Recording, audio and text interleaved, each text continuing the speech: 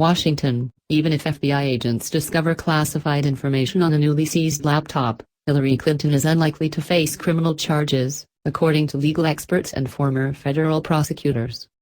That's largely because the Justice Department and FBI Director James B. Comey have already declined to prosecute based on a legal conclusion that there was no evidence that Clinton and her aides intended to violate laws governing the handling of classified information, a key element of such a criminal offense.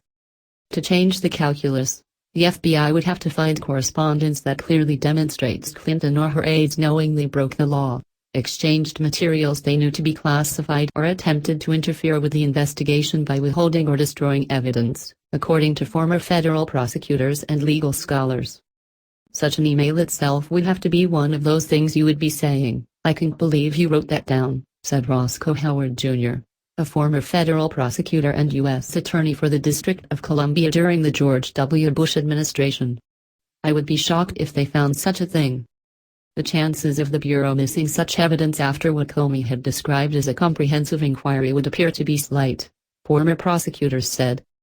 Short of a truly inculpatory email, the existence of which I find hard to fathom, I don't see a situation that comes out of this that justifies the hoopla, said Stephen Vladek, the law professor at the University of Texas. The analysis comes as federal agents and analysts are scrambling to review emails found on a laptop used by former Representative Anthony Weiner and his estranged wife, Hugh Mabton, one of Clinton's closest aides.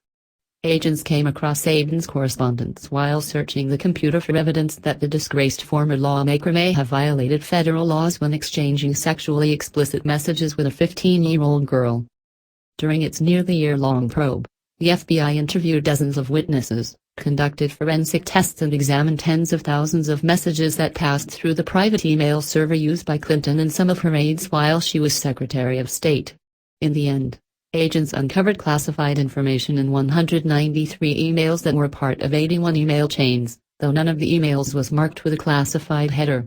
Of those chains, the department concluded that 8 should have been treated as top secret, the highest level of classification, the FBI reported. So if there were 100 examples of classified information before and now they find 10 more, how is that going to change the analysis? Asked Peter Zeidenberg, a former federal prosecutor who signed a public letter critical of Comey's decision last week to publicly reveal the new inquiry. It's the same question. It's the same issue. That's even assuming the emails they find on the laptop are classified emails. There may all be duplicates, or emails that don't have any classified information. We don't know. And even if agents discover evidence that warrants an indictment, Comey's past public statements could undermine a future prosecution, legal experts said. Defense lawyers would certainly seek all records associated with his public announcement in July, when he declared Clinton's actions were careless but not criminal. An about-face by the FBI would permit defense attorneys to attack the thoroughness of the entire investigation, pointing out that it failed to turn up Mabton's emails on the laptop she shared with her husband. A classic defense in any criminal case is to accuse the investigating law enforcement agents of shoddy police work, said Mary Pat Brown, a former federal prosecutor.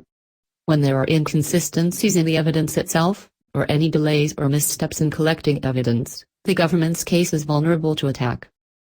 Comey's unusual move to publicly discuss the case with reporters and Congress in July was in part to demonstrate that the Bureau's inquiry was meticulous and independent. But Vladek agreed his action could now backfire. Those statements make it difficult for there ever to be a prosecution, he said. Comey laid a trap for himself in July. Perceptions that the new emails won't dramatically change the case are part of the reason Clinton supporters were so incensed by Comey's surprise and vague announcement last week that the Bureau would examine the materials over the coming weeks.